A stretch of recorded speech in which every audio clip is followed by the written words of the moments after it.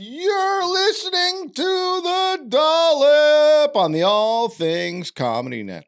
This is my voice did something weird there. It was like it's all been a little strange went so away a far. little bit. Well, you're strange. Permission to treat the coast is hostile. You didn't even say that properly. Permission. I'm stroking. It's an American history podcast where each week I read a story from American history to a threat. Gareth Reynolds, who has no idea what the topic is going to be about. Not a threat. We're buds. Okay, so you see this new TV screen we have here? Yeah. You see the little alert in the upper right corner? Device added to your account. That's going to drive me insane. This is my old monitor. Oh, is it? Yeah. It was in my, it's, I won't get into it, but Luke set it up. It belongs here. We should point out, if you're watching this, which means you're on Patreon. So go to Patreon if you want. Join our Patreon. But we got a new Dollop sign in the studio that looks fucking great. And that's from the Caddy Shack, the fine people in Illinois, I believe, who rescue cats. And they're always looking for donations. You want to help them. They do a lot of good cat stuff. Bill Murray's a fan. They rescue cats from loving families. Yeah, they're like the ice of cats. Yeah. So they are separating people That's right. who are loving and great and have humanity. And they are they don't care, and if the cat is not like a tabby, they're scrutinizing, and then based on a series of odd things that they determine on site, they remove them and take them away. So that's the Caddy Shack. They are always looking for donations. It's not what they do. They have cat fashion shows. They do cat proms. They're awesome. So thank you for the sign. They do a lot of nice stuff for us. And also I'm working with a hamster organization. Yeah, you're doing a lot of hamster stuff. We're going on tour in October. We start on October 20th in Chicago at the Vic. And then we go to Cleveland on the 21st and Columbus on the 22nd and Indianapolis on the 23rd and Madison on the 26th and Milwaukee on the 27th. And nope, that's wrong. Madison on the 26th, Milwaukee on the 27th, Minneapolis on the 28th, Kansas City on the 29th, and Denver on the 30th. And hopefully we can get a gig in there too, somewhere between the 23rd and the 26th. Also, if you're in Milwaukee, where I'm from, what is with you people? What's wrong with you? Why do you never go to the shows? Why do you never go to the shows? It's like crazy. It's crazy. And it's not that you turn out. I went and saw Marin at Turner Hall. I saw, sold it out. Marin sold it out. Sold it out. He's great. He's obviously a legend. But why do you hate me? Hometown boy. I'm from there. And nobody gives a shit. My buddy the other day, he was talking about how he in his hometown is like a little bit of a celebrity. And he's like an actor. And, and he's done some stuff. But he was like, when you go to Milwaukee, it must be crowded. I was like, nobody gives a shit. Cares. They don't care. They don't buy tickets. Don't come. At least it's not bothering you. I'm fine with it. It's good. It would be hectic. I get to give away as many tickets as I want to those shows. Awkward. August 12th, 1984. Ooh. Uh-oh. Sorry, that did something to my throat. Is it you got cliff throat? You did a Cliff Bar. I did a little bit of a cliff throat, yeah. Yeah. It's called the Cliff Palate. We don't need to do that. We're rocking already. Mm-hmm. Show's good. Nope, it's already started. Show's going good. The San Diego Padres baseball team were in Atlanta to take on the Atlanta Braves for a 3-game series. Now, okay. Gareth, this was a long, hot summer for both teams. Sure. Atlanta had future Hall of Fame manager Joe Torre in his 3rd season in charge. Mm-hmm. And if people don't know Joe Torre, just picture Paul Sorvino bargain bin. Yeah, that's right. The Braves started slow, but they they turned it on, and on June 7th, they were in first place. Okay. They had a 1.5 game lead over the San Diego Padres. Okay. That's 1.5. Yep. For those of you. Now, just to reset the stakes, what is the value of this series? This is to... We'll get there. Okay.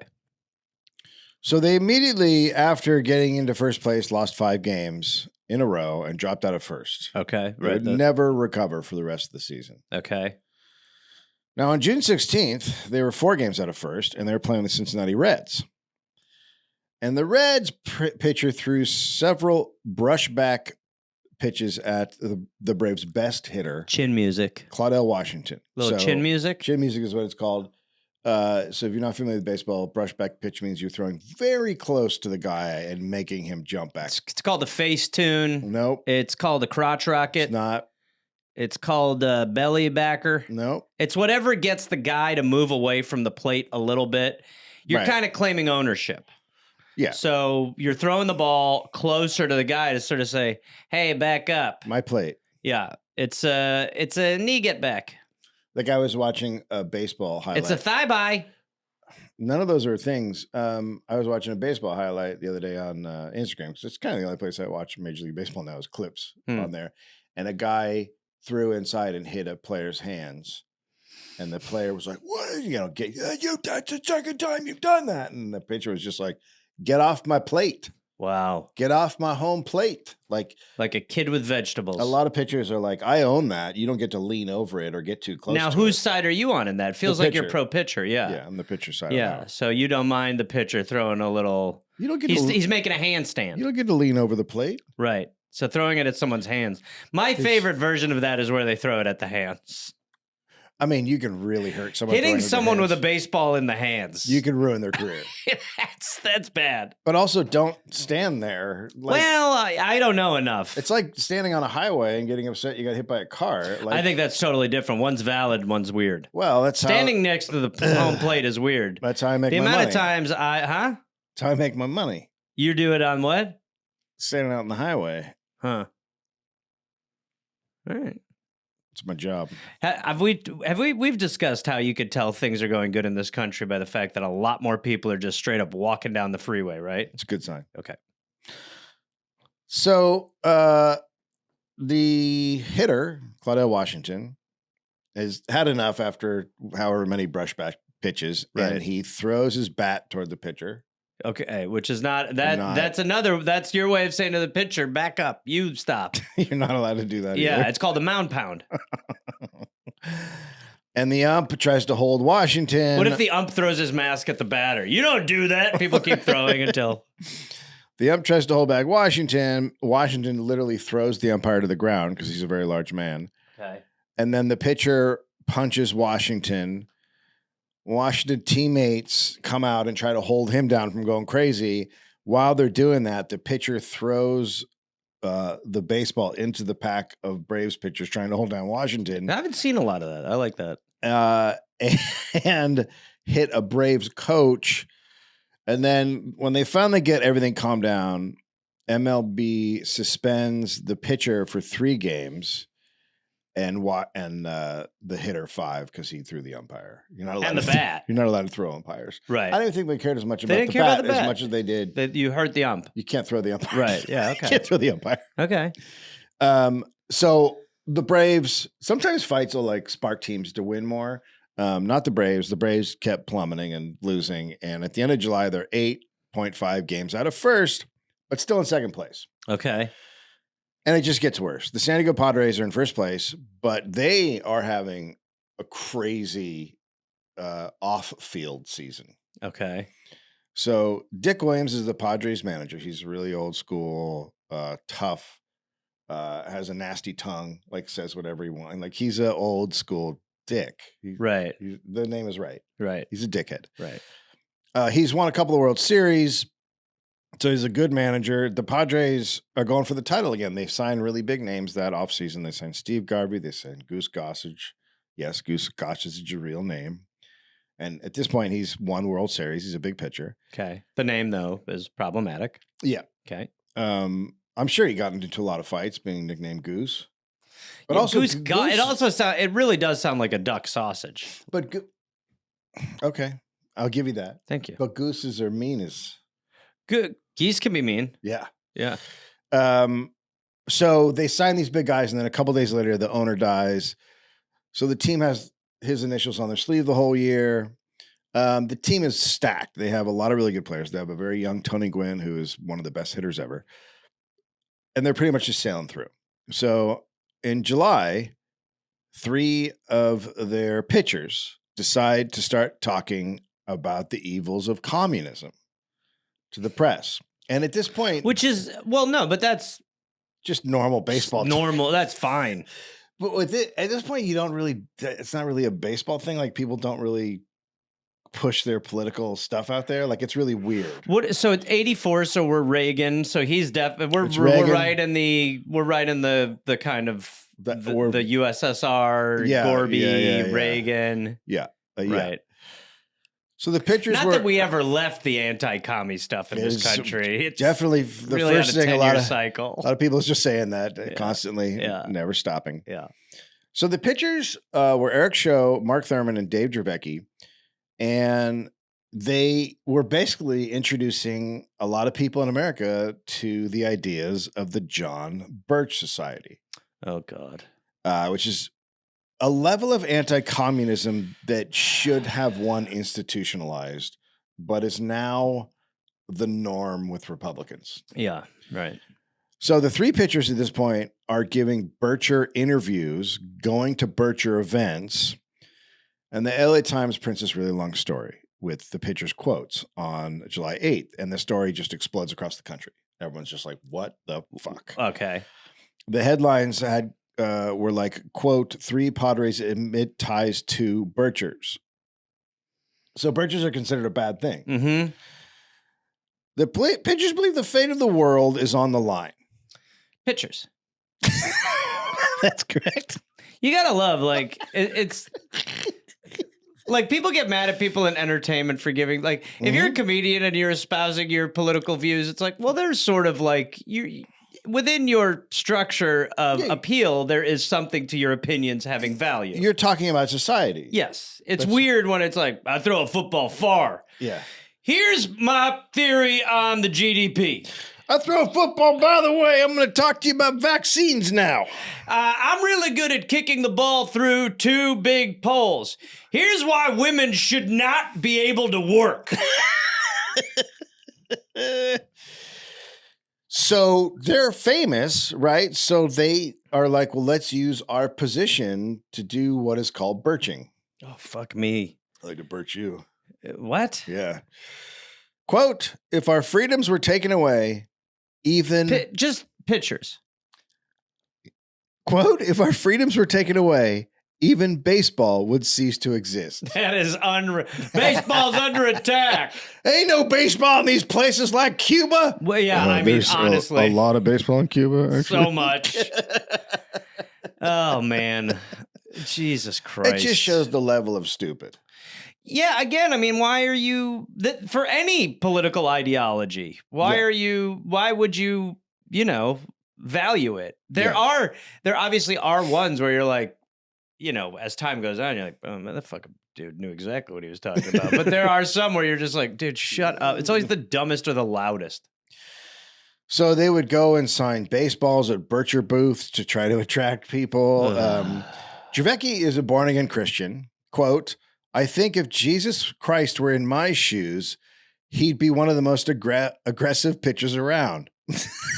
That is the only reason that's okay is because he's religious. You are not allowed to, like, that is so fucking insane to think, let alone, like, bring him, make the call. He's in the bullpen. Here's the thing about Jesus. Jesus owns the plate. There's no way Jesus would let a guy put his fucking hands over the plate trying to get an outside pitch. Jesus Christ on the mound. Jesus owns the inside. Jesus owns the outside. I mean, like, the idea that he would even be like, full count, Jesus been a little off tonight. Like, he's Jesus. I think Jesus would be a pretty good pitcher. I think he'd be amazing. What? When a reporter had Jesus out this year, he's having Tommy Johns. Didn't know how breakable Jesus was. Jesus is going to be out for a year and a half. Jesus. We have rumors that Jesus is retiring today. Good Lord. Great Lord.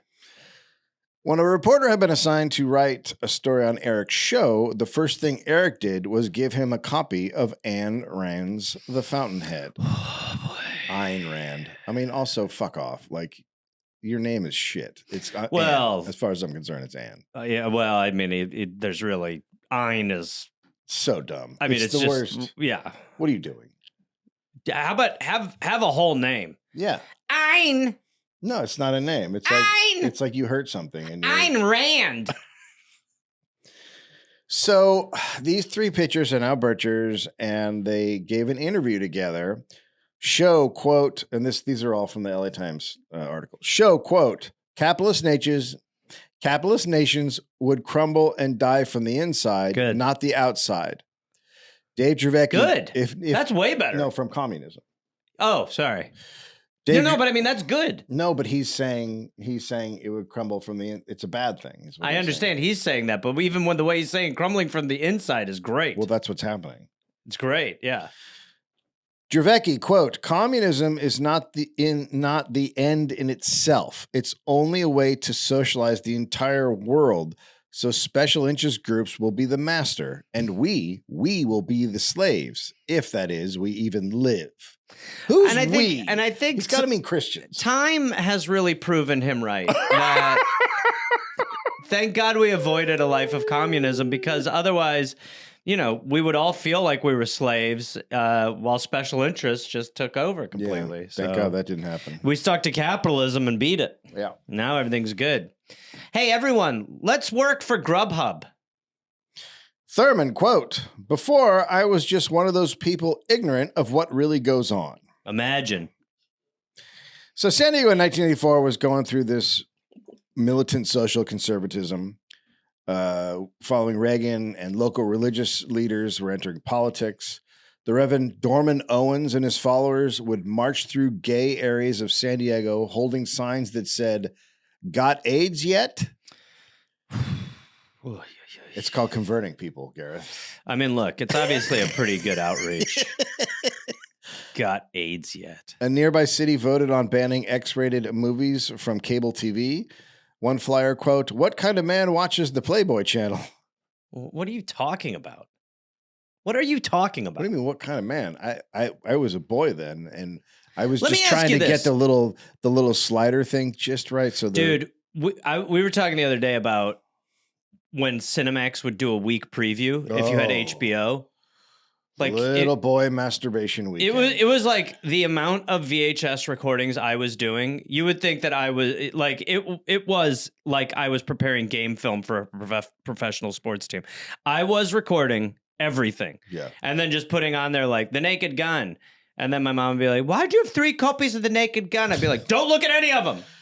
It's a different kind of Naked Gun, yeah, and it's loaded." But what's weirder? What's weirder, watching the Playboy channel or having an app with your son where you keep each other accountable for watching porn and masturbating? Playboy you tell channel. me which is weirder. Playboy channel. Yeah, I agree. A flyer. Oh, I said that. The Marines came to games in uniform, and the stadium played the Marines hymn, after which they would yell, "Ooh, rah!" So that kind of still happens there at San Diego. Still a lot of players in uniform. I mean, a lot of Marines in uniform. Oh, well, but that's all. It's a big military town. As is sports in general now, the line blurring with being like, we're going to have the Blue Angels fly over games. And but not playing the Marine hymn and doing No, the Marines is probably pretty specific. Yeah. One of my relatives was, and I should have talked to him about Duke Cunningham, but he was a instructor at Top Gun.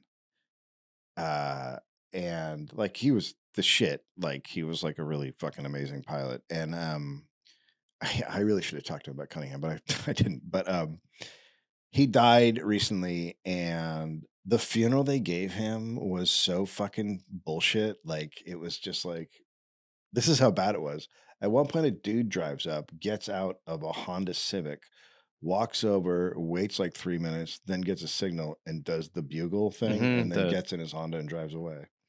And you're talking about one of the fucking top, like they just don't care about the military guys. I mean, they Well, say they do. They don't give a shit. They don't give a That's shit. the whole. What's so bizarre about this time is that this like hollowed speech of support the troops and whatnot.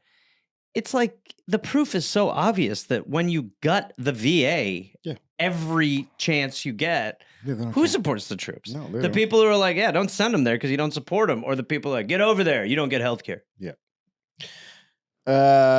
So the players are all surrounded by right wing stuff. Steve Garvey campaigned for Reagan, so it's a very right wing team. Right. The team also had a racism and sexism. So funny that they have a Spanish name too. I know. America's the best. Go Padres. The team also had a racism and sexism problem. Later that year, a black woman reporter was thrown out of the locker room by team employees. 6 years later, a Tony Gwyndahl was found lynched in the Padres dugout. But for now, Eric Show explained what's at stake to the LA Times, quote, democracy is only a transition to anarchy leading to totalitarian state. The only way to get out of this thing, short of revolution, is massive education, which I and my friends hope to provide. Oh, my God. So saying that democracy is a transition into that, like, how do you... He's saying democracy is bad. Yeah. Right. That's what a lot That's of them a red think. flag. Well, that's what they all think now. I mean, it's not any different. It feels like now they do the thing where they're like saying it's democracy, but maybe less now. A lot of them just are out now saying democracy is bad. Right. It's pretty cool. Yeah, it's very cool. So that's like a sort of classic religious lunatic victim mentality, like we are at siege, right? So they have this siege mentality within the dugout. Just also, yeah. So coming into the games on that weekend, the Braves are just the usual angry baseball team who were in first and now are really fucked. And the Padres are a shitstorm of bananas. One Braves bat boy who had been with the team for 3 years, and when I say bat boy, I mean he's a 17-year-old. He's Batman. Batman-ish. Batman. But having been there for 3 years, he's part of the team. He's looped into everything. He's with the same people 12 to 14 hours a day. So he has a sense of what's going on. And coming into the game, he felt like something was up. So they play the first 2 games. And in the third game of the series, the first pitch of the game is a fastball by Braves pitcher Pascual Perez into the back of the Padres' Alan Wiggins. Is he one of the 3? No. Okay. As Wiggins, the 3 won't come up again. That's just trying to create the atmosphere. Right. As Wiggins walked to first, he's pointing and yelling at the pitcher. Sure. And as Padres teams come out onto the grass in front of the dugout. That's for those of you not familiar, that they're not happy. That's them being like, they're showing teeth.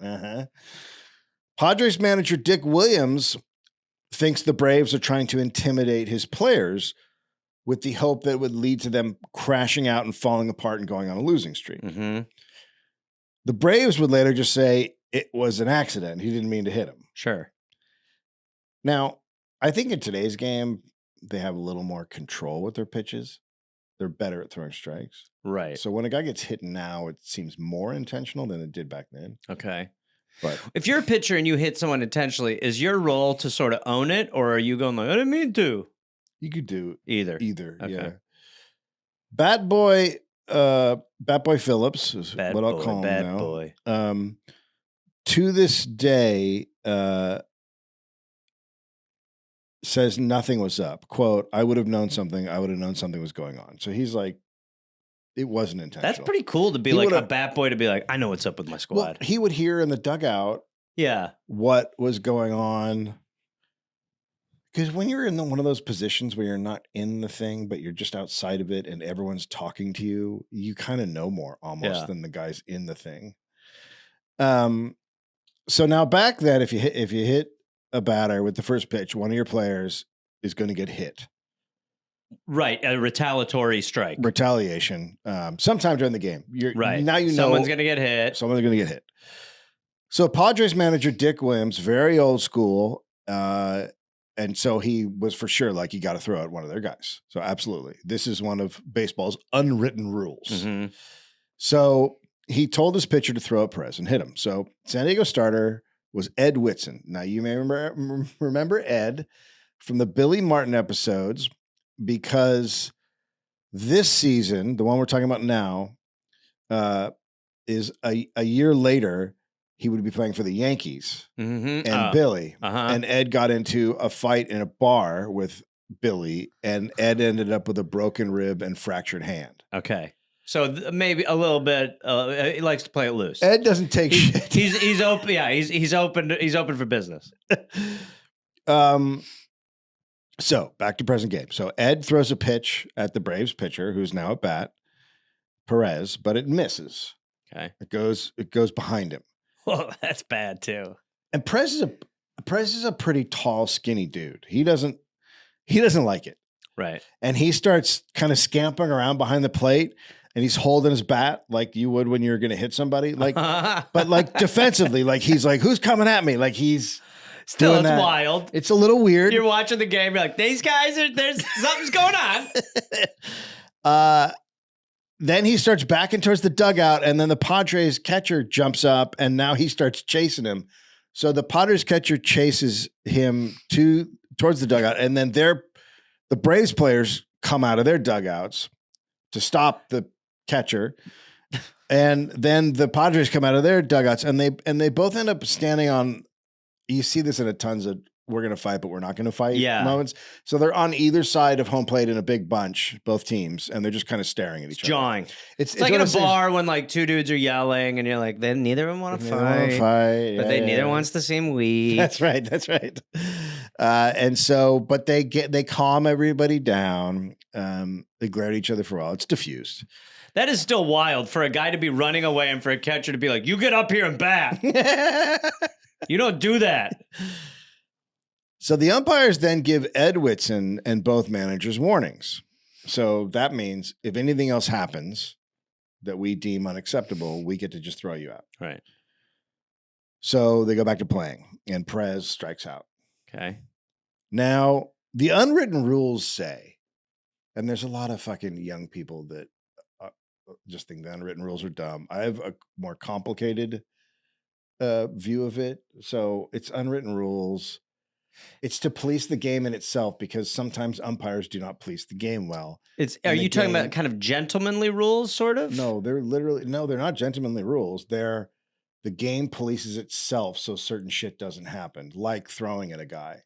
So if you throw at a guy to hit a guy, then the team is like, okay, well now we're going to do that, because you don't want throwing at a guy to become commonplace. Right. So it stops that. Eye for an eye. On the other hand, you could destroy someone's career or seriously injure them. So it's kind of crazy. Sure. So I see both. Like I'm not a guy that's like, that's so terrible. That's awesome. It's kind of a gray area in the middle. The game polices itself. And I do think now the unwritten rules are sort of gone, I think someone will at some point get tragically hurt. Okay. That's my belief, but we'll see. We'll see what happens. Is this going to be one of these clips that in like, however long they're going to, Preston will edit this to show you saying that this is going to happen? But it's also as a tool of racists. So it was a great way to keep, for white, not that good players, to keep people like Ricky Henderson, quote unquote, in line. Right. So it's because the Cubans, the Dominicans, dudes from Oakland had more flair, and they had more, let's show it off and have a good time. Yeah. So the white dudes who were boring and stiff, who probably listened to Will Lawrence well, would throw at them to try to. So there's a lot of fucking bullshit. And I think you're sounding kind of negative on it. So, but people listening, like we think we need the white police people to sort of keep the flair out of the game. It's important since we can't do it. You know what I mean? It's white people can't dance as well, so nobody should dance. That's right. Yeah, but like I said, it's complicated. If you could take the racism out of it, it might be a better thing. You can't take the racism out of it. So it's which is what makes it the great American pastime. But I do still think someone will get hurt. But whatever. Does that make it worth it? Probably not. Okay. Anyway, but people are going to get mad and act like I didn't just make a very sort of I'm all over the place on it argument. And they'll just go, "You're so fucking old." Guaranteed. Well, you are so fucking old.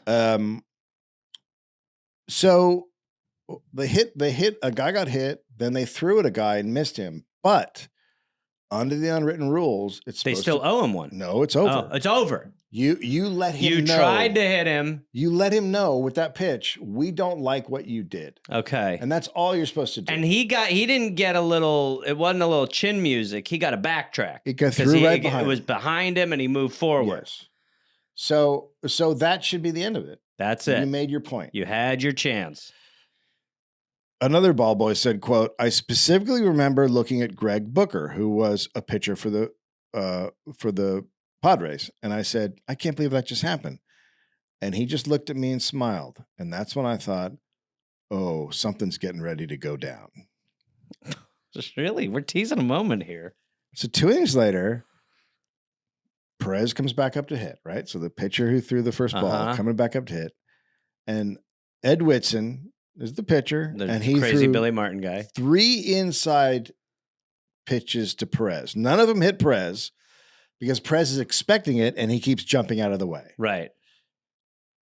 But the umpire still throws Ed out of the game after he's like, "That's it. This is too crazy. much. Yeah, we gave you warnings. You're not allowed to do this." Yeah, and they let him get away with the So whatever. So manager Dick Williams is out. So the manager and the player. Okay. And the bad boy looks at that Padres pitcher again. Quote, I go, "Are we over now?" And he goes, "Nope, it's only just begun." It should be over. It should have been now way over. They've tried to hit Perez 4 times. Right. So now you would be like, all right, look, he just dodged a bunch of them. He got the point. He got the point. Now 2 guys have been thrown out. Yeah. From the Braves. Yeah. So now, right from the Braves? No, from the Padres. From the Padres. Are throwing. So there's 2. So 2 guys have been thrown out from the Padres. Mm-hmm. Now you have to say we're done, but this is a predetermined. This is past the unwritten rule. This is no longer the unwritten rules. This is revenge. Weird. It's not. Right. This is becoming lore. Yeah, it's not part of the unwritten rules anymore. So the same pitcher whose name is Booker is then. So the guy who said that it's not. This is just starting. He's now put in the game to replace Ed, who just got thrown out. So they really want to hurt him. The next time Perez comes up, he gets walked, which kind of the Braves are like, "Oh, it's over." They just walked the guy. And then he comes up again to hit in the 6th inning. And Booker's first pitch goes behind Perez again. Okay, another backtrack. But doesn't hit him again. So this dude's dodging a lot. Well, the Padres are having a hard time hitting him. He's a beanpole. He's a super skinny guy. Right. And he's athletic, so he's jumping out of the fucking way. Right. But that's making the situation more tense. So yeah, because it's like every time they throw and miss, just hit him. Yeah, it makes it worse. Yeah. They're getting angry watching it.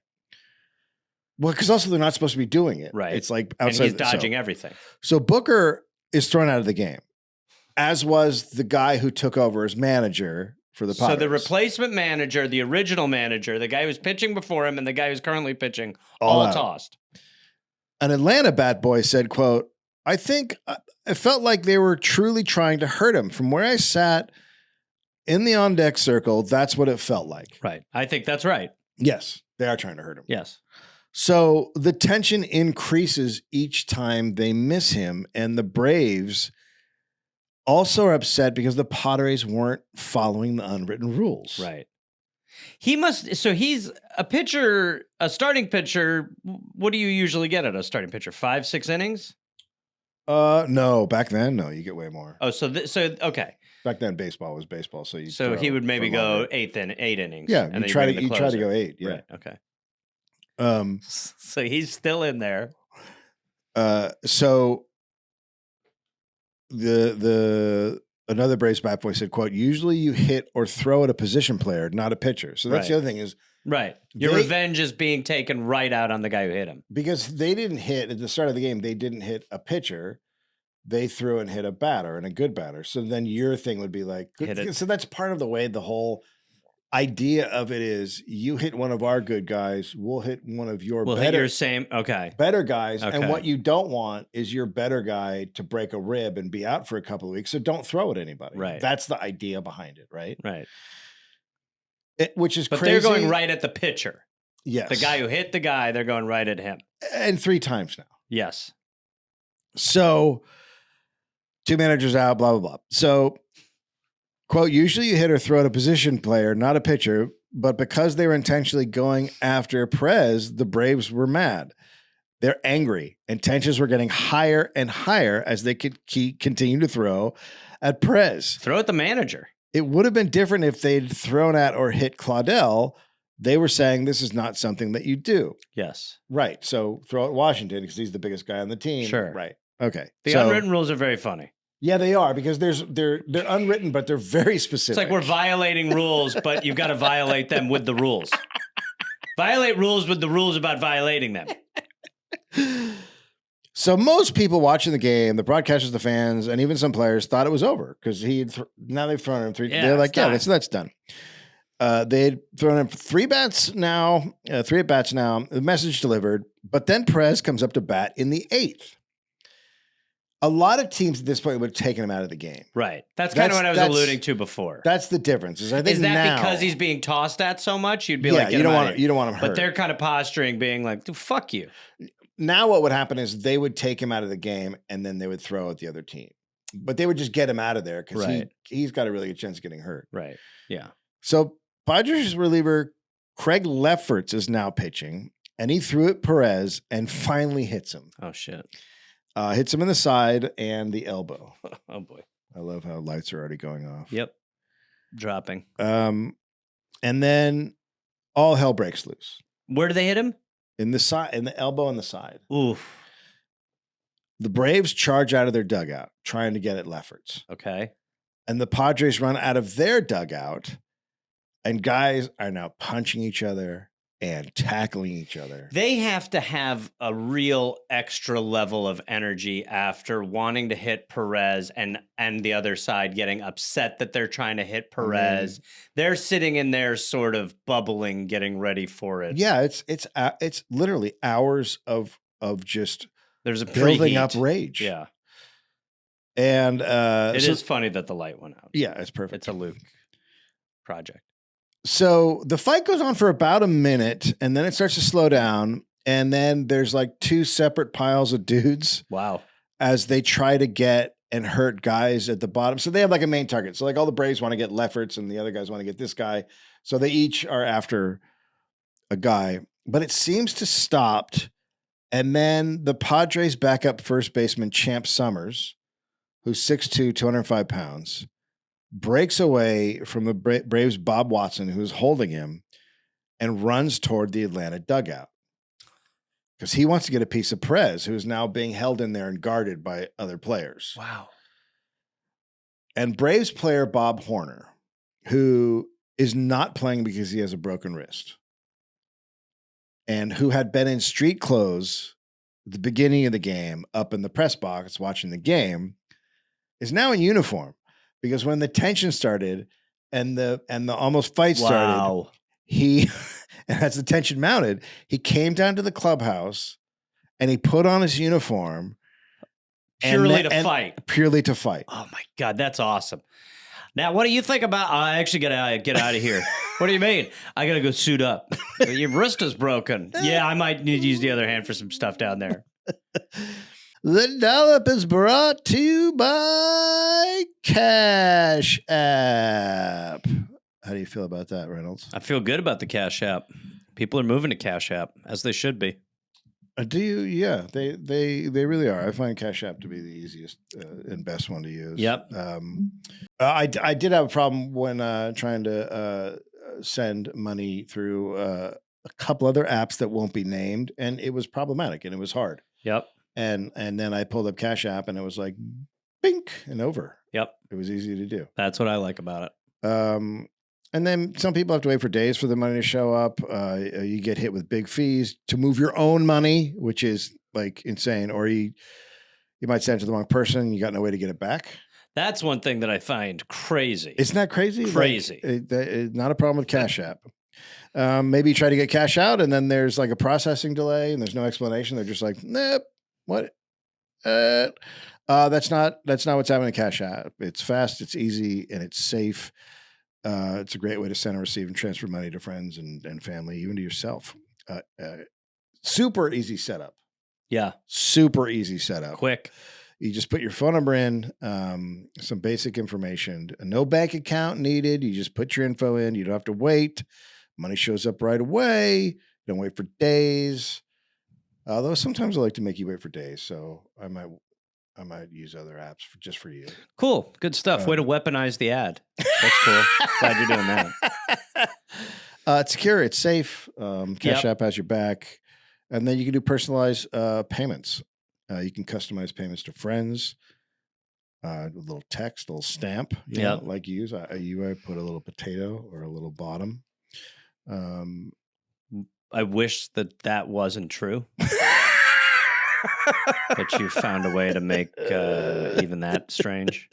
But we're using Cash App because it's safe and it's fast and it's just much less stressful, right? Yes.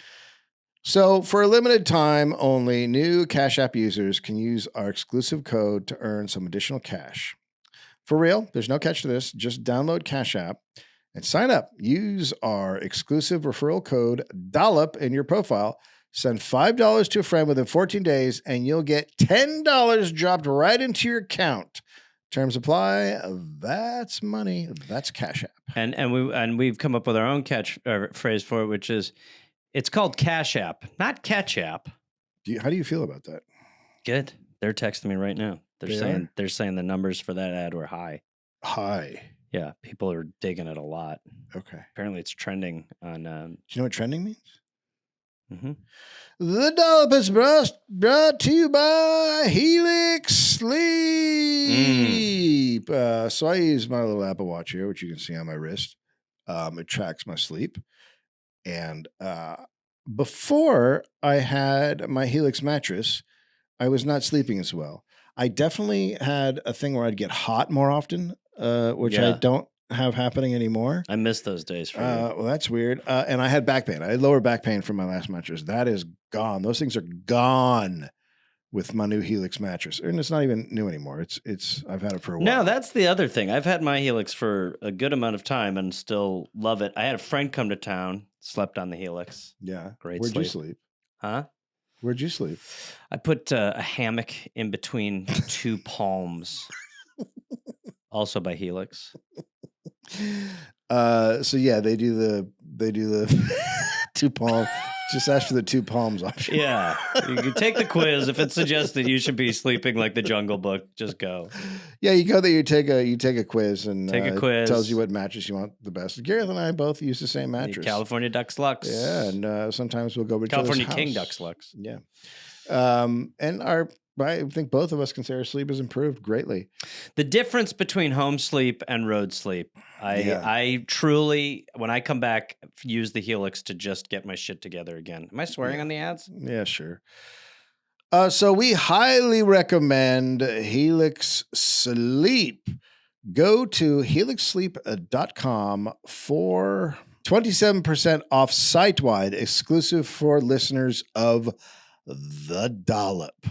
That's helixsleep.com/dollop for 27% off site-wide, exclusive for listeners of The Dollop. Make sure you enter our show name, The Dollop, after checkout so they know we sent you. helixsleep.com/dollop. So now he's standing between Champ Summers and Perez. Bat Boy, quote, I don't think you could ever find one person that was on that team or was in that clubhouse that will ever tell you that they were surprised that Bob Horner showed up in uniform. I'll give you $500 if you can find one person who says they were surprised. So this guy's ready. Yeah. So now Bob Horner and Champ Summers start fighting. Not only are they two really big hitters and big guys, but it might be the biggest fight between two guys with the most baseball names ever. Really? Champ Summers and Bob Horner. Yeah, right. Okay, right. They are fighting between the dugout and the on-deck circle, and that's when some fans decide they should be involved. That's where it's always bad. It's obvious. Look, you want to get involved. Let it play out. This is not where you belong. It's like at live shows when people are shouting out jokes. Yeah. It's like, hey, enough. Yeah, thanks. One guy threw a beer at Summers. Another jumps in and tries to grab Summers from behind. And then another jumps into the fight. And the three of them take Champ to the ground.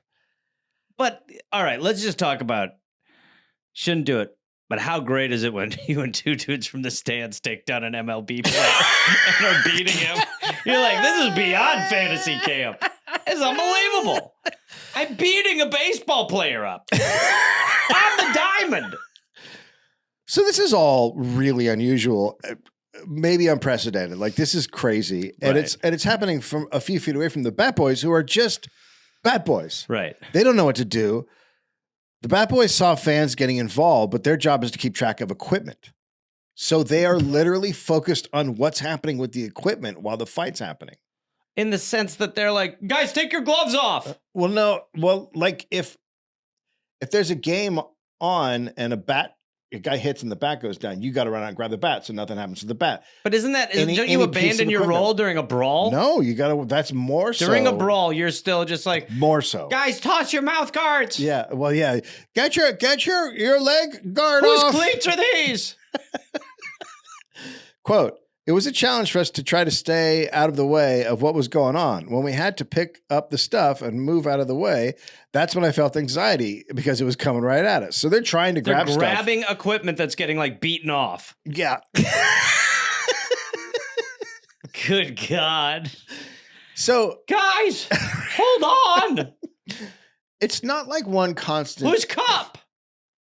It's not like one constant battle. So if you've ever, people who have seen baseball fights, Yeah, it's different. It's separate piles. It's separate piles. It starts and it stops. It looks like it's calmed, and then all of a sudden one guy throws a punch, and then it's not, and then everything kicks off again. So it's just like, Well, I think part of the thing too, isn't it? The fighting is exhausting. yeah, Like I don't think you really in your head you're like, let's go. But it's like literally a minute is like that was that's a a lot. long That's time. a long time.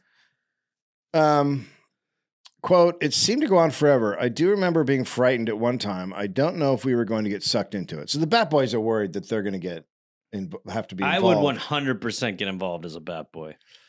That's where you become a Batman. It's a bat mitzvah. What do you want me to do with that? I think it's pretty good. I will defend it. I think it went pretty good. The Padres' second baseman, Tim Flannery, is fighting the Braves' Gerald Perry because Perry had attacked Lefferts. The Padres' Bat Boys come over to be with the Braves' Bat Boys. That's cute. That is cute. Have you ever had that? I've had that where I've had a friend of mine fighting, and the two guys fighting wanted to fight, but me and the other friend didn't want our friends to fight. So me and the other friend very quickly were like, we're good. I wish they weren't doing it too. Like, let's try to remain as impartial through this event as possible. I've had both. I've had the one where you're like, you fuck you too. Or the one where you're like, let's go over here. Yeah. Quote, we were joking. We said, are we supposed to fight with each other? In reality, none of the Bad Boys wanted to have anything to do with it. They were worried that because they were in uniforms, they would be mistaken for a player and have to fight. So their uniforms look almost the exact same. Oh, yeah. Yeah. But a Braves Bat Boy sees a bat in the middle of the field on the grass. This is Phillips. Protocol suggests that I go over there and grab it. His Bat Boy instincts kick in. I got to get over there. I'll cover you. He runs for it, Oh. picks it up, starts running back to the dugout. And now in the middle of Come grown on, men fight him. punching and tackling and body slamming each other, quote, I pick up the bat, I turn around, and I get nailed. I love it. And it was Alan Wiggins. Ugh. He nailed me. So the guy got hit at the beginning. He's just like, you're a small He man. just takes out a Bat Boy. Does he know it's a bat boy? I don't know. Probably not. I would say, I would hope not. Yeah. Because it's sort of like they're the press. They're like wearing the like press outfit in war. It's like, don't shoot them. But if it's also either works for me, honestly, just to be like, when am I going to get a chance to punch a child again? Or you're just like, that looks like one of the guys. Quote, a couple of guys picked me up, walked me into the dugout. I remember Joe Torre looking at the security guard and says, don't let these guys out of the dugout, which I wasn't going to go anywhere anyway. The Bat Boys? Yeah. Like, yeah, we're not trying to. He's like, I learned my lesson getting that bat. But who's going to grab that shoe? But while they are just Bat Boys, they are considered part of the team. The This family. is the unwritten rules here.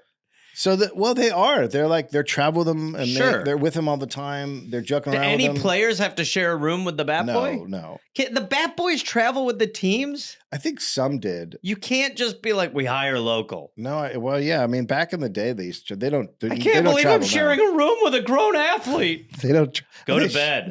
They don't travel now. What do you want to talk about? Do you like constellations? What the fuck? How dumb is a 17-year-old? I don't know. I care. It's been a while.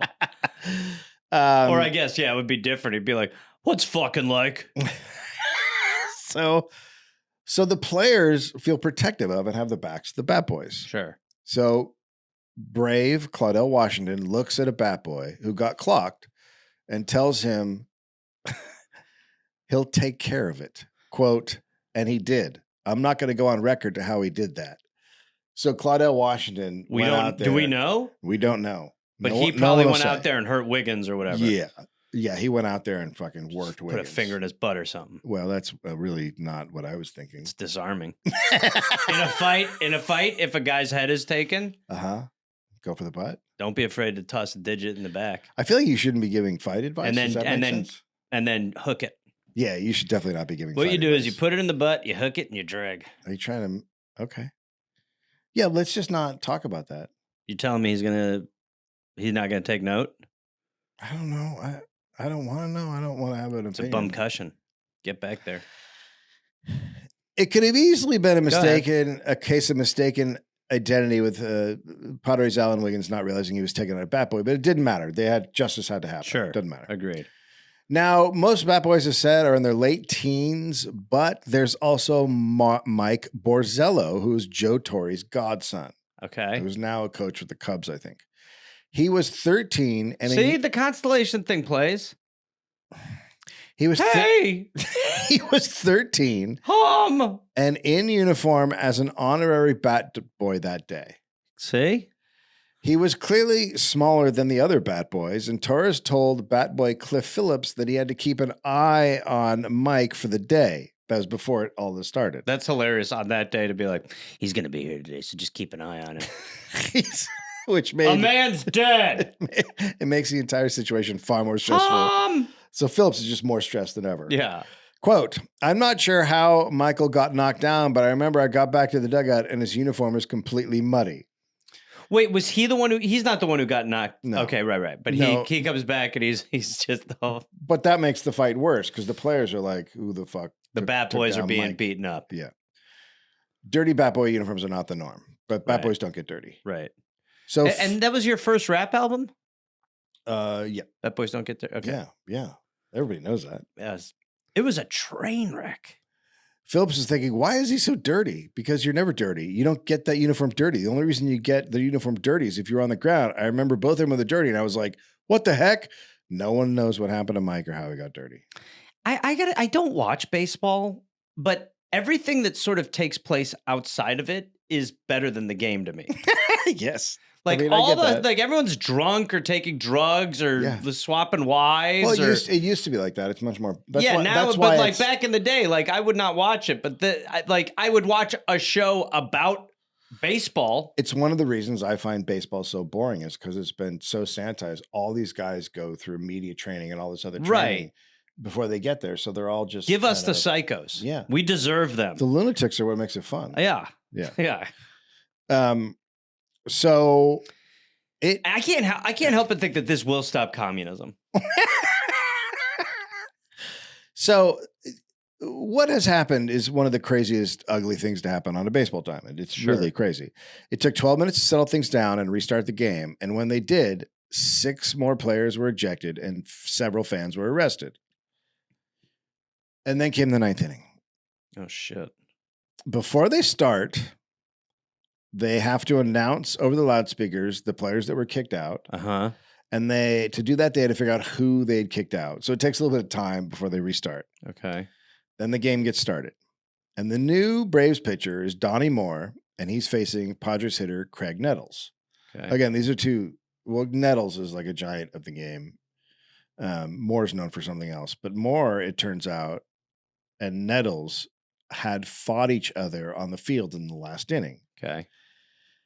So no one was going to be shocked if Moore threw at Nettles. And just before the inning started, let it go. Just before the inning starter, the Braves manager Joe Torre tells Moore not to pitch inside. He's like, "Do not throw at this guy. Let's get out of here. We made the point. The point is over. Do not stop." Ninth inning. Start the car. Bat Boy Phillips quote: "Knowing Donnie Moore the way I knew him, there was zero doubt that it was going to happen. I think everybody was ready." Well, why did he put him in then? That is true. That is a really good point. Because, first of all, they are going. No, who's winning? Well, they're winning. The Braves are winning. Okay, so he is trying to just competitively close this out. Yeah, and Moore's a really good pitcher, so maybe that's why. But also, you're right. If he was fighting with Nettles on the field, why are you going to have him go up there? Put one guy in for that one, and then bring in Moore after. On the second pitch, Moore hits Nettles in the ass. Nettles runs out to attack Moore, and the fight starts all over again. Jesus Christ. If I either dugout, I'd be like, fine. Nettles is spun around by Moore, and then he's tackled by Chris Chambliss. Then it calms down for a second, and then, absolutely furious with rage, Kurt Bavacqua. Kurt Bavacqua. That sounds like a cologne. I remember Kurt Bavacqua. I remember him for two reasons. One being what I'm about to play, but two, because the name. Bavacqua. You could just never forget the name.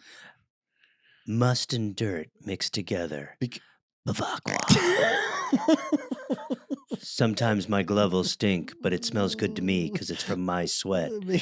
Bavacqua. Because he's not like a really talented player. He's okay, but he's known because of his name, just like Buddy Biancalana. Bavacqua, a fragrance by MLB. Do you remember Buddy Biancalana? No. The only reason you would know it is because Dave Letterman got obsessed with his name when he was in a World Series. And eventually had him on. And even though he was just like a nobody player. Yeah, that's great. So Bavacqua runs out onto the field. So it's kind of calmed down, right? Everyone's, and then all of a sudden here comes Kurt Bavacqua. And he is just running out. He's throwing punches at everybody. Now, Bavacqua's not a big fan of being hit by pitchers. 2 years before, when a Dodgers pitcher had thrown at and hit a Padre and then got fined for it, Bavacqua said about the Dodgers manager, Tommy Lasorda, quote, "The guy they should have fined was the guy who ordered him to throw at Joe, that fat little Italian man." But this is sports mafia. It's like he took a hit out on him. Lasorda's at the top. So Lasorda's the fat little Italian man. Yes. And this is what Lasorda responds with. Tell you what I think about it. I think that is very, very bad for that man to make an accusation like that. That is terrible. I have never, ever, since I've managed, ever told a pitcher to throw at anybody, nor will I ever. And if I ever did, I certainly wouldn't make him throw at a fucking 130 hitter like LaFay or fucking Bavacqua, who could hit water if he fell out of a fucking boat. And I guarantee you this, when I pitched, and I was going to pitch against a fucking team that had guys on it like Bavacqua, I sent a fucking limousine to get the cocksucker to make sure he was in the motherfucking lineup, because I kicked that cocksucker's ass any fucking day of the week. He's a fucking motherfucking big mouth, I'll tell you that. Was that recorded on a blimp? That's just what it was like back then, man. Dude, that is fucking See, that's what I mean. Like that is so much more interesting than strike one. Whoa, that's not interesting. Whoa, that was great. No, because you know what it is. Look, yes, it's Bavakwa couldn't hit water if he fell out of a boat is dynamite. It's so funny because, wrestling is. I personally think MLB has been wrestleized, is whatever you want to call it, because it's now all sort of fakeish stuff. It's like they think up what they're going to do 3 days ahead of time. Who does? You mean the players? Like, the thing is that you're not to cut you off, but you're probably hinting at the point of like social media is an independent game. Mm-hmm. And so people do things independently for their social media wins. Whereas you used to almost be like, it used to be like organic. Team retaliation. It was organic. It was in the moment. It was, but now you have a guy won't like that someone, I think it was a pitcher said he could throw with one eye and get a player out, and then the player hit a home run, and the player's running on the bases doing this with his finger on one eye, and it's just like, okay, man, like, hey, cool, like you thought up something 3 days ago, right? It's just very like obvious and sort of stupid, but there's also nothing really to it. Like it doesn't really. It seems like you don't care that much. Mm-hmm. I don't know. Yeah, I mean, they still do care, but it's just there's just this level of like surfacey showman stuff that's to me really dumb as opposed to like organic, and I think that's what turns me off from it. There's so much I mean, obviously, look, he's fucking tossing around cocksucker a lot out there. There's a lot of that, but there is this like the sanitized nature of stuff now. That's what's so funny about watching like the Disneyfication of ESPN and stuff like that, where it's like there's just not enough stuff to sift through to make a week out of just highlights. Yeah. So you do need some interesting off the field shit. And like, there really isn't that much anymore. It's like, there's some, but like right now there's a super sports lull because NBA has ended, hockey has ended, most soccer has ended, and they're trying to force new soccer in. College baseball has ended. And this is when there really shouldn't be anything is a black on, hole, but they're trying to fill space. They have to. And it's just... That's where it becomes soap opera-y. Yeah. That's really like, if I mean, watching ESPN in the morning I have not done it in God knows. You can't do it. Yeah. It's all it is just like, it's literally insufferable to watch Mike Greenberg host any show now. Because he's like, why don't you throw which helmet you think is going to finish first in the division at that wall and see if it'll stick with the Velcro wall? Because we're talking about the Velcro wall. And you're like, what? Well, that's when you can tell that they were trying to spruce it up, and they brought in producers from Dr. Phil and all those other things, because that's a super Dr. Phil type idea. It's the same with any news shit too. When you watch like it's just the dumbest shit where it's just like, here's an event, you two debate what you think. It's like, this is not anything. This is two people just trying to have an argument, which is arguing was at one point entertaining. Yeah. You can't make an argument about everything. Right. It's the same when you watch like social media clips of people being like, wait, what? It's like, you're not going to be able to it's at some point, it's not going to work anymore. Yeah. I don't know when we're going to hit that wall, but at some point you're not going to be able to be like, I know you shit all over crowd work, but if I'm like, I will wait for like an actual thing that's interesting to happen. You watch it, it's just like, you will wear sneakers? And you're just like, huh? Mm-hmm. What? Yeah. It's a normal thing. You two been together for 5 years? Okay, so Bavakwa. Again, bodies tackling, throwing, chasing, hitting. The players who had been ejected now run back out. That's not allowed. That's super not You're allowed. in Arkham. They get order restored briefly, but then you are re-ejected. But then Goose Gossage comes out and attacks more, and the whole fight kicks off again. Now Padres Tim Flannery gets sucker punched by Perry. Remember, they had been fighting earlier. Yeah. It doesn't go on as long as the 8th inning fight, but now fans are getting even more involved. So this is before they started limiting beer. Now Another mistake. Now they shut down beers in the 7th inning, but back then it just kept flowing. You could get a beer up until the game ended. Better time. And if it went into extra innings, they would reopen everything up again. They should do that. I agree. But a lot of people went to games specifically to just get shit-faced. Yes. It wasn't That's crazy. what I did. It was a normal beer price. It was really just a reason to go eat like shit, and like there was something else going on in the background. Yeah. Yeah. But it was just like you and your friends could get drunk and order food from a guy walking by. So it's the 9th inning. So a lot of people are really drunk. Right. So fans above the Padres dugout start getting into shouting matches with the Padres players. And then one of them threw a beer at the Padres. Quote, a fan threw a beer on Champ Summers and Champ became unglued. He tried to go over the top of the dugout to go after this fan, but he was restrained. Now a furious Kurt Bavacqua also loses his shit and goes after a fan. But cops were by the dugout and they stopped him and they end up restraining Bavacqua on top of the dugout. Wow. He got dugout arrested. Ed Wilson, a Padre pitcher who started it, was now in the dugout shirtless. Jesus Christ. I said Wilson, right? It's not. It's what's his name? Yeah. He's got his shirt off. So that was a choice. I think it got ripped off. It got ripped off. I think it got ripped off. Now that's hot. And I recommend anybody go online and just put in Padres Braves fight 1984 and look at the pictures, and it's the pictures of Ed, who we're talking about, he's the crazy guy in the dugout. So I'll show you this picture right here, Gareth. That's Ed in the dugout.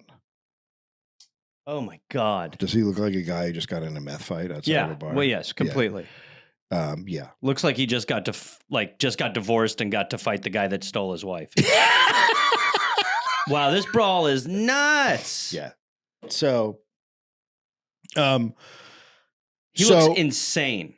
So Ed also his eyes. It looks like blinking hasn't happened in a long time. And it's not going to happen for a long time. No. It looks like his eyelids have been taken. Yeah, blinking's out of the picture for. So he's shirtless. He also had to be restrained as he wanted to attack both the fans and the Braves. A Bat Boy quote, I remember the look in Ed Whitson's eyes. It was a look that I went, oh shit. And I didn't want to see Ed like that ever. That's the guy we just looked at. Yeah. Wow.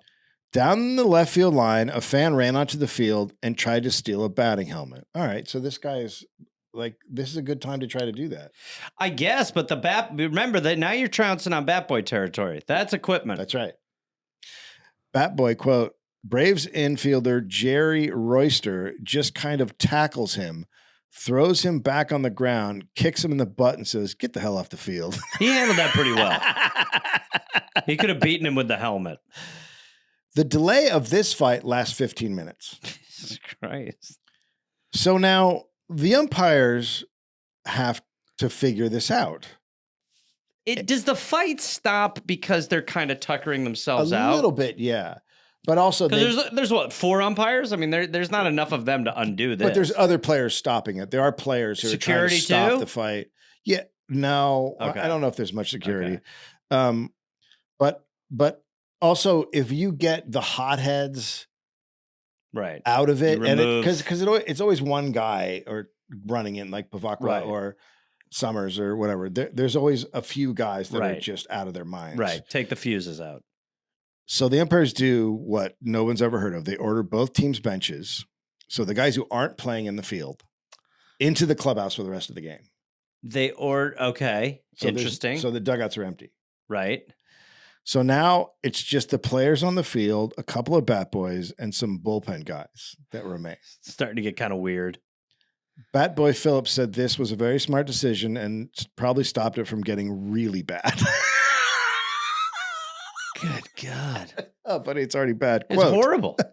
Quote, it could have been worse than it was. I've got to be honest. It could have been worse. at least in my dugout, there were a lot of really ticked off guys. The Padres scored 2 runs in the 9th, but the Braves Game win. keeps going. It keeps going. What do they got? They have to play it. The Padres, although they could have just stopped it, so that's it. 1:45 a.m. Bottom of the 9th. A man is dead. About 6 people are dead. There's a bird that's passed away.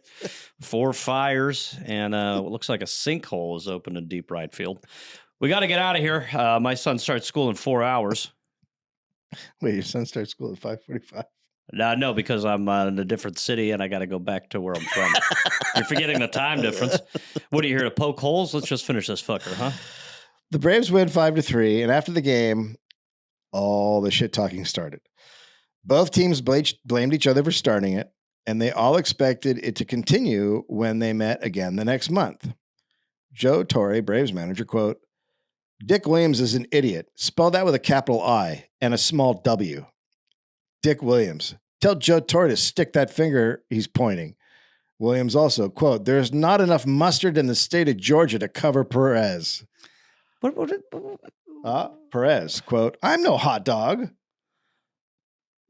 Just keep it to fighting. The shit talk is... How is he a hot dog? He just actually hit a guy. He's not a hot dog. Well, I'm still caught up on idiot with a capital I and a capital W. Idiot? Or his last name? No, so his name, he's saying his name would be Idiot Williams, but so he's such just a little man, you don't capitalize the W. It's just pretty... It took a lot. That's like when I would read Shakespeare and be like, what is he saying? Yeah, but you want to be Joe, that's a little sweaty. You don't want a different... It's a little much. Although sweaty now means the Here, opposite I'm of Joe what he's- Torre. Ready? Yeah. All right, ask for a quote on him. You have a quote on... Yeah, he's an idiot. Fuck that guy. We're going to beat the shit out of him if he's not careful. Boom, How do you done. spell his name, though? IDIOTW, small WILL. I'm no hot dog. When I was younger, sweaty meant you were trying too hard to do something, and now it means the opposite with kids. So Sweaty. my kid will be like, that was sweaty, but it means like it was awesome as Oh. opposed to... This is tough. Yeah, it's not good. Can't hang out with this. That's some skibbity toilet shit. Player Jerry Royster, quote, too much went on for it to be over. We're looking for it. Player Bobby Brown, quote, "Stay tuned for round 2. There was concern this fight would have an impact on the entire league. And after the game, the umpire talked on the phone to the league office for a long time, and he told them, quote, this has put baseball back 50 years. So the fight is nationwide news. ABC's Nightline does, which is a late night show that's on opposite Letterman and the Tonight Show. They do a long story on it, but nothing changed. The Braves would show clips to every team that came to Atlanta to play because they all wanted to see it. Because there wasn't video on the news. Oh, like right. They had all the... Oh, shit. They had their stadium clips. Wait, so if they're doing reporting on it, it's just pictures only? I think there is some video, but they didn't. It wasn't they had the cameras of the field that they used. Right. Yeah. Wow. But something surprising happened, or didn't happen. There was no fight when the teams met 6 weeks later. Enough time had gone by for things to simmer down, and maybe all the media attention made them feel that like they looked like fucking idiots. Right. I would imagine. Like you go home and your wife's like, "What the fuck were you doing?" He hit me in the buttocks. Yeah, everyone's getting like the moms are calling and going, "What is happening with you?" I'm sorry. The Padres had clinched the division, so there was nothing to play for. Okay. And the two managers spoke and made up. Oh, that's cute. Perez even pitched and got a win in the rematch. So he fucking pitched in the rematch. That's wild. That's a wild decision. That's really crazy because he doesn't have to pitch. It's depending on how many games he was trying to win or whatever. That's but a wild They could have decision. just held him out. Right. But people still talk about the fight today. It's way up on the list of worst sports fights ever, if not the top one. Can we see highlights of it now? Oh, yeah. I think you can find some highlights Okay. of it. Yeah. It's not like it was a common thing. One of the bat boys who played through high school said, quote, "I've never seen anything like this ever."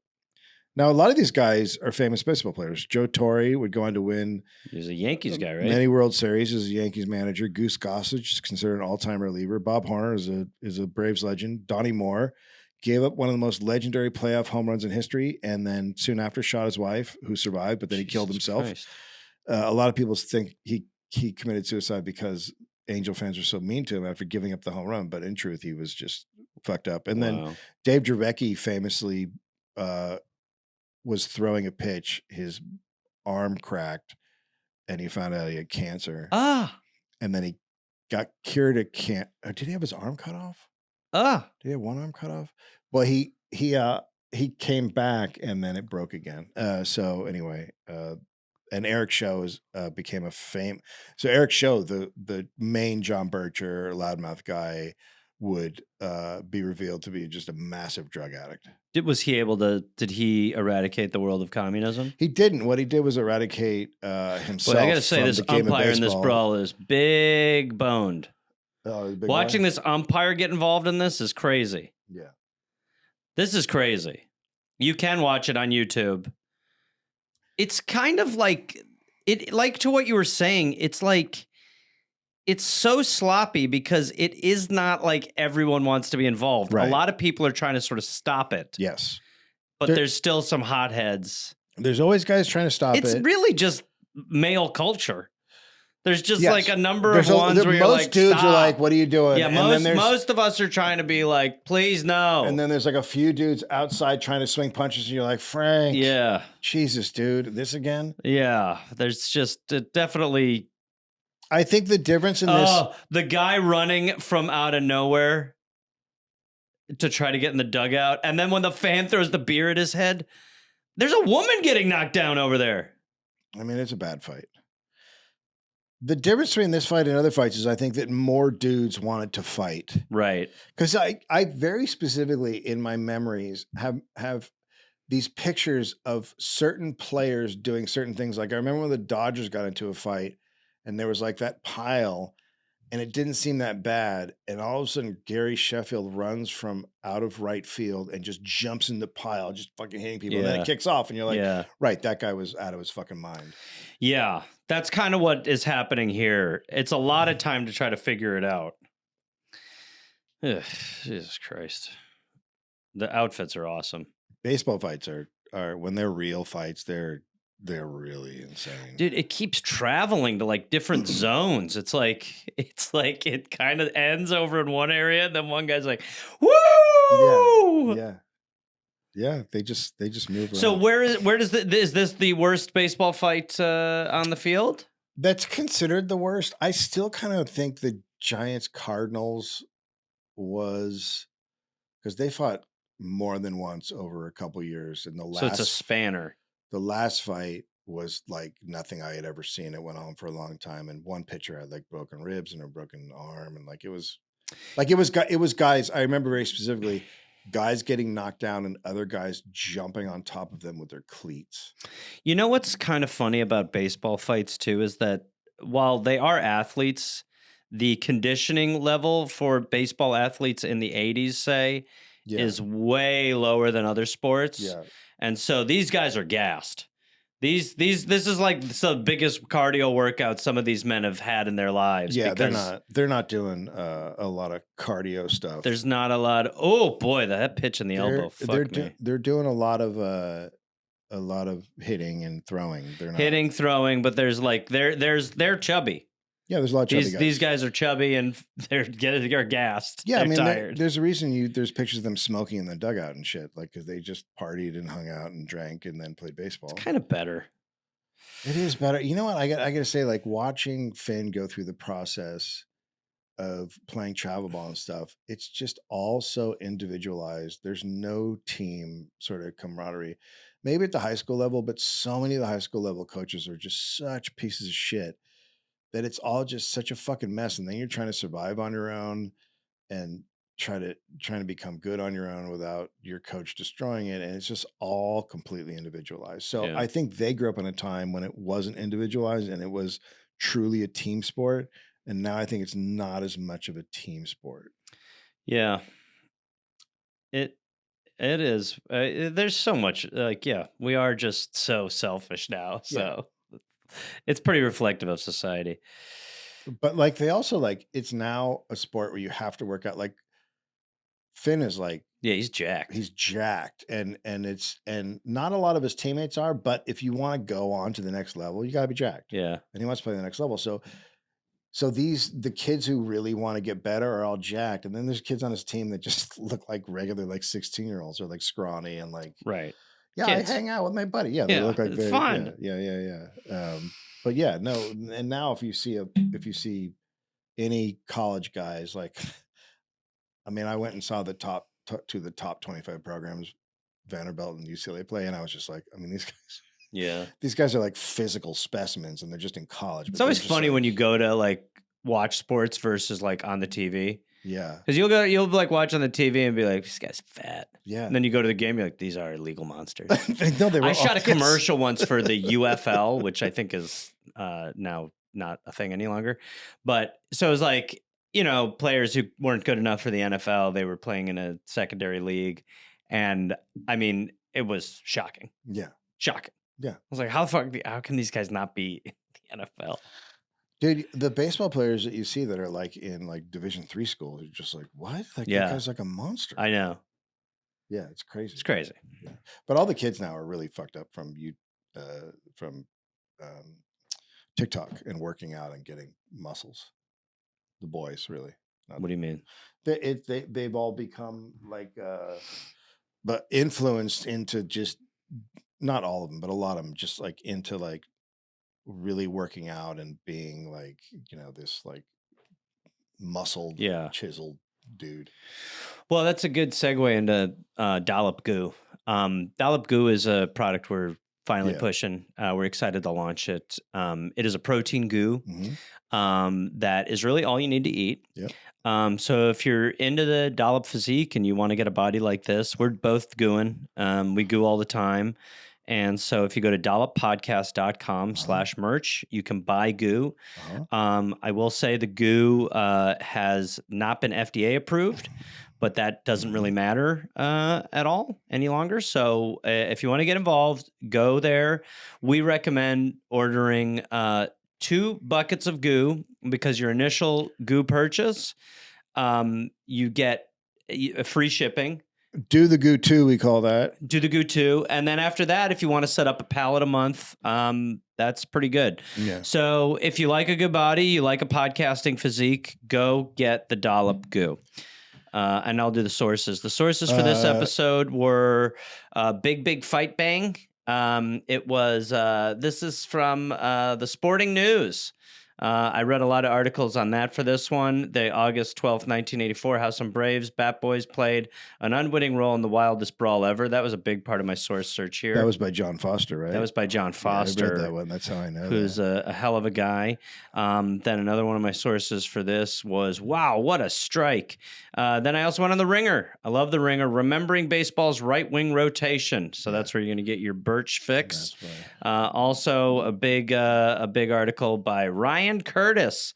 Brian, that's the same article by Brian. Same article as the one I was saying before. You knew that already. But we do that one, and that was a big one for me. And then you got stuff from YouTube also. And then I did a lot of YouTube stuff and a lot of YouPorn stuff. I did a lot of YouPorn for this one. I don't know if you need to say that. No, I did. I did a lot of YouPorn stuff. And like what? What are some of the titles? So I can titles of the YouPorn stuff? Yeah. That's not a bit. That was one of them. What was and then ball grabs.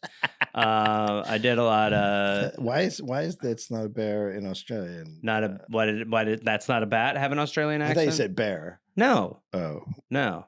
That's not a bat. Why is it Australian? Because it's this guy, Crocodile Dundee.